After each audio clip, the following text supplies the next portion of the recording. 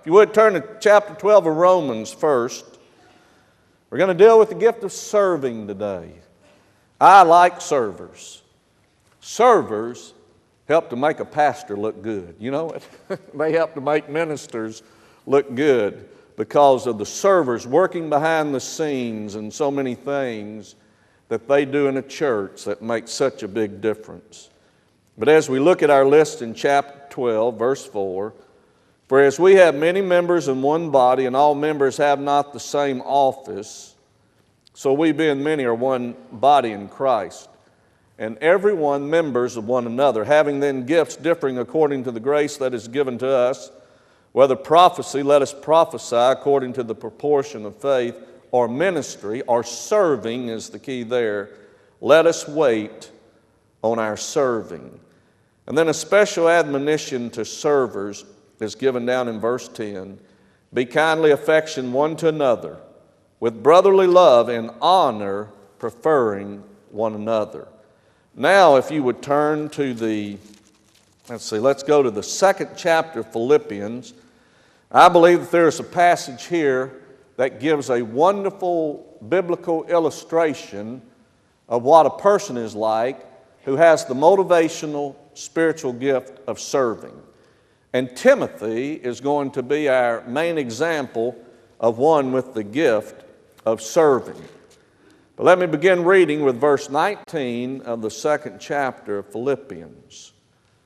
But I trust in the Lord Jesus to send Timothy shortly unto you, that I also may be of good comfort when I know your state. For I have no man like-minded who will naturally care. And there's our title for today. The prophet is a more sure word. The server, naturally caring. I have no one like him who will naturally care for your state. For all seek their own, not the things which are Jesus Christ. But you know the proof of him, that as a son with the Father, he has served with me in the gospel.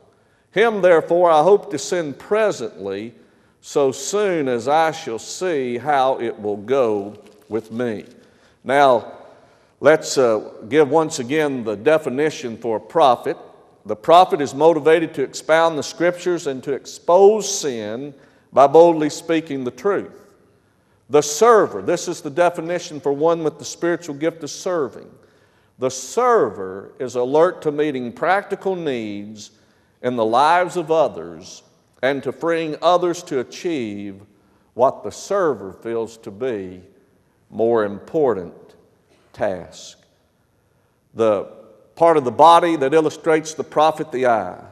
The part of the body that illustrates the server, the feet and the legs. We already have said that about 12% of the people in the church, when they've done surveys, have the spiritual gift of prophecy. 17% of the people in the church have the spiritual gift of serving. So already about 29% have been taken care of in these first 2 weeks.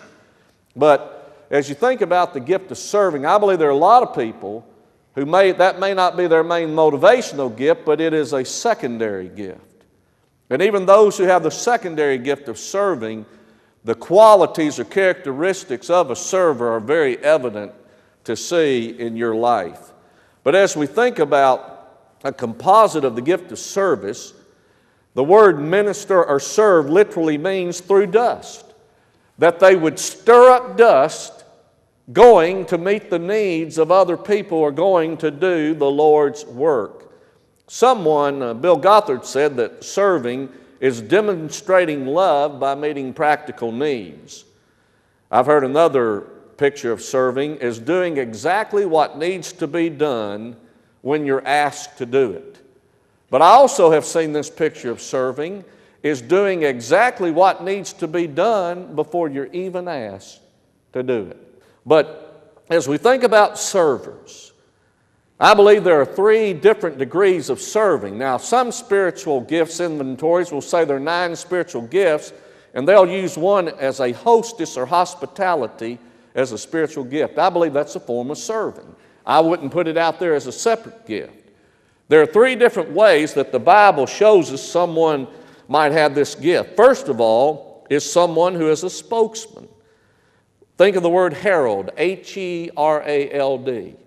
Do you know that Moses, and a lot of people don't realize it if you don't read a lot in Exodus and on, but Moses said he had a speech impediment. He told the Lord, said, Lord, I can't go get the Israelites out. You know I don't speak well.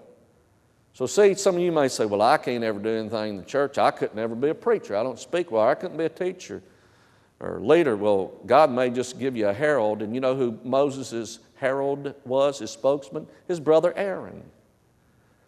The Lord said, you got a brother who can speak. I'll bring him in. I'll tell you what to say. You tell your brother, and he can be the one who can make the presentation then. You know, the President of the United States, if he can read, he's a pretty good speaker, isn't he? None of them write their own speeches. Somebody else does it for them. And I used to think now, boy, they are so good. He doesn't even go up there with notes, but he's got a teleprompter now right there in front of him. So that's not like it was in the old days, but someone writes their speeches for them. And so even he has a PR guy, press man, and he'll do his press conferences, and he will speak for the president. There are some of the presidents I remember. Most of them do pretty good at their speeches, but some just weren't that great at it. But they always have somebody who can do that for them. So Moses wasn't even a good speaker. When he was about to go off the scene, by that time Joshua had become Moses' minister. There's a second picture, helper. Just someone who helps somebody. Joshua was one who was a fighter and a warrior, but he was a special aid to Moses. I tell you one thing, he'd be like a bouncer for Moses. I'd love to have had a Joshua by my side when I had to go out and tell the 2 million plus Israelites something they didn't want to hear. And you know, there were times they wanted to stone Moses, wanted to kill him, and didn't like it. Boy, it was always nice to have a Joshua by your side. But he was a helper, and we see that picture also in Timothy in the Bible. And then John Mark also was a special helper to Paul at one time. And we'll get to this tonight, but here's one thing that servers have to be careful about. When they get out of the Spirit, they become quitters. And John Mark was with Paul and Barnabas, and he was their helper. He was a server who went along with them, but then he got out there on a mission trip and things got kind of tough. They were ministering to some people John Mark didn't particularly care for, and he quit. And because of that, a server quitting, it caused a rift between two ministers, between Paul and Barnabas, that the next time Barnabas, some believe that was either his nephew or his cousin, was Mark. Barnabas wanted to take him again. Paul said, no, not this time. I don't want him going out with us again, and he quits. So that's when Paul took Silas, and then Timothy eventually became one of their special helpers. And you only have to read the letters of Paul, and he will mention some in there who I believe were those who had the gift of serving, who were either heralds or helpers, and how they assisted Paul. And then there's another picture, and you see this more in ladies, but it's a hostess. You think about that gift of hospitality. You know, there are a couple of times the word constrained is used in the Bible. And one of those is with the Shunammite woman, lived in Shunem. And Elisha would come through Shunem. And this lady, it said one time that as Elisha and his helper Gehazi were coming through there, that it said she wanted them to have a meal at their home. Elisha didn't really want to stop, but she constrained him. But special exhortation to servers. Be kindly affectioned. That's because you've got to be sensitive. You've got to have the right attitude because you need to be responsive where service needs to be done, and do it in a loving and caring way with brotherly love or sisterly love. Servers are people who almost treat you like, well, they do. They treat you like your family. They treat you like you're their brother or sister, and that's supposed to be a quality they need to work on, to be loyal and cooperative, and then honoring one another. In other words, they honor others' authority. They've got to learn to be respectful and work at it, because usually a server is not necessarily the person in charge. They listen to someone who's in charge and help them to fulfill a need. The expectation that a server needs to exercise the most is control. Paul had to tell Timothy sometimes, son, be careful, take care of yourself physically, because servers get so involved in things, they tend to go without the proper amount of rest, and sometimes they're serving food and they forget to eat. They get so into what they're doing. And so control, to stay in control of their schedule and under the control of someone else, gives the server protection of the management of his time. Now very quickly, I want to go through the 5 characteristics that I see in this passage of one with the gift of serving. Number 1, they find opportunities to assist. Paul says, he could say, I've got a lot of good helpers. Tychicus, he could go through and name all these who had helped him through the years. But he says, I don't have anybody like-minded. I don't have anybody else like Timothy who will naturally care for you. And so they find opportunities to assist. Servers are alert to practical needs. Important needs that sometimes seem insignificant to others will catch the eye of the server. And it's usually physical. They know it brings encouragement and strength to others. But anyway, find opportunities to assist. Number 2, to free others to achieve. For all seek their own, verse 21, not the things which are Jesus Christ. But a server in the Spirit knows that there are some who can speak the word and preach the word and do things like that. The server doesn't necessarily get motivated to do that. They don't even want to be up in front of people. But they want to help the person who gets up in front of people to be able to achieve. They want to assist them to produce. Their joy is not in just initiating tasks, but knowing that they're bringing peace of mind to another person, which allows them to be more productive and to succeed. Now, they find opportunities to assist, free others to achieve. Number 3, they fulfill obligations to the end. A server does have to be careful of this, but they tend to be available and accepting to all proposals. A server has difficulty in saying no, because you see, as a server meets one need and they're good at it, then someone else wants to ask them to do that too for a similar thing. And here's what I would say. If you've got a server in some area of ministry in this church, don't abuse them.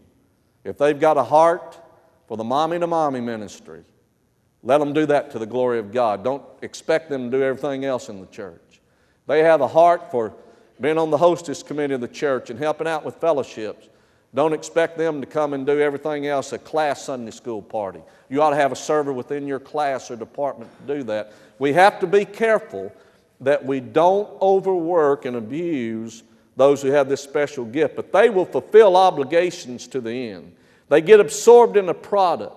And often a server will have a disregard for weariness and will freely use up personal assets of time and money and strength to get a task done. Sometimes, now, they don't like red tape. And I have to tell servers, you've got to do the red tape. So they won't have to get a purchase order because it's going to take 20 minutes extra to do that and they're on a time schedule. They'll pull out some of their own money and pay for something just to get it done and not have to lose time. And after a while, that could get expensive. And that's really not the way that it should be done. So they do get absorbed in a project, but they want to put special touches. Sometimes they almost go overboard. If you don't tell a server, you don't give them limits, there's no telling what you're going to end up with. It'll be nice, but they'll go the second mile. And I know through the years, I used to, when I was a singles minister, we'd have once a quarter, we'd have a luncheon. We'd have somebody come in and cater it. You'd pay $3 or $4, and all I want to do, let's serve, let's have it, and then, have the tables ready and people sit and eat. But if we had somebody was in charge who was a server, boy, you wouldn't believe the decorations you would have just to sit down and eat a meal after church on Sundays. That was okay as long as they cleaned it up. I didn't have to do it. But anyway, they like to do things that are short term. They have a desire to see a task fulfilled. They're attracted to immediate needs. They get frustrated with long-range planning or a continuous project where they see little visible progress done. All right, fourth characteristic, follow orders to expectations. If you give a server the expectations that you have, they will acknowledge it and be faithful to follow orders if fully understood. They need and desire clear direction and need to know their limits. When you read about the life of Timothy, and we'll look at some verses tonight, Paul was more specific with Timothy than anything else. He said, Timothy, this is what I want you to do. This is how I want you to do it. You know, several times he would be very specific. And then they will accelerate to help produce something. They like to see results. If not given guidelines, they'll try to avoid committees and what appears again to be red tape to avoid delays. So, they follow orders to expectation. Final characteristic, they need to feel appreciated for their efforts. Paul said, verse 22, you know the proof of him, that as a son to a father, he has served with me in the gospel. I noticed that several times throughout Paul's writings, he gives a word of commendation to Timothy. In some way, he's telling people how good that Timothy is. People with the gift of serving need to feel appreciated for their efforts. One thing you'll find about servers, they're always with people. And here's something I would encourage you to do with those who are servers. Don't ever say, well, my workers.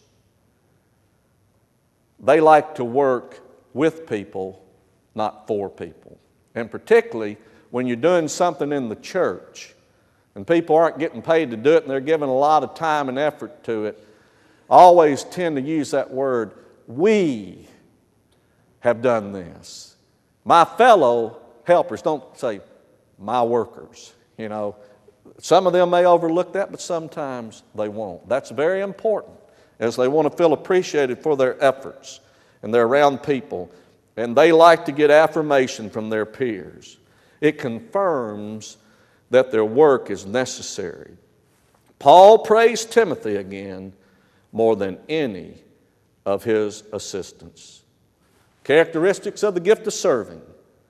They find opportunities to assist. Number 2, to free others to achieve. Number 3, they fulfill obligations to the end. Number 4, they follow orders to expectation. Number 5, they like to feel appreciated for their efforts. And I tell you what, who wouldn't? And that's something we need to keep in mind as we think about the servers in our churches. Only the gift of mercy. More people have the gift of mercy than serving. And I tell you what, some of the things that are going to make our church operate, matter of fact, Glenn's going to be making an announcement in a minute about the need of workers in Combs Hall to help do some things prior to the other professionals, the paid professionals who are going to come in and do some things there. But I tell you what, I think anyone who doesn't have the gift of serving but serves in the church would just say today, if you've got this gift, that it's noticeable that you're naturally caring. Because I can tell you, in every church, it was obvious to me from day one. I learned some people in this church that whether it was a dinner at a home or it was here at this church, there were some people who were always going to be there. Their favorite spot was in the kitchen. And you know, they just seem to be more comfortable there and enjoy that. And so there are 3 ways you can be a server, though. As a hostess, then someone who's just helping, and then as a herald, where you take guidelines or orders sometimes from somebody and you go out and fulfill that for them. But it's also necessary, because boy, think about people who don't have legs. And that's what the server represents. We can do some things, but oh, how handicapped is a person when they don't have the use of their legs. Well, it's hard in a 30-minute television program to be able to give all the qualities and characteristics of the spiritual gift of serving. So in just a moment, you're going to be given some information how you can get a copy of a book that will deal more in depth with what I covered tonight in my sermon, Naturally Caring, that tells about the motivational spiritual gift of serving.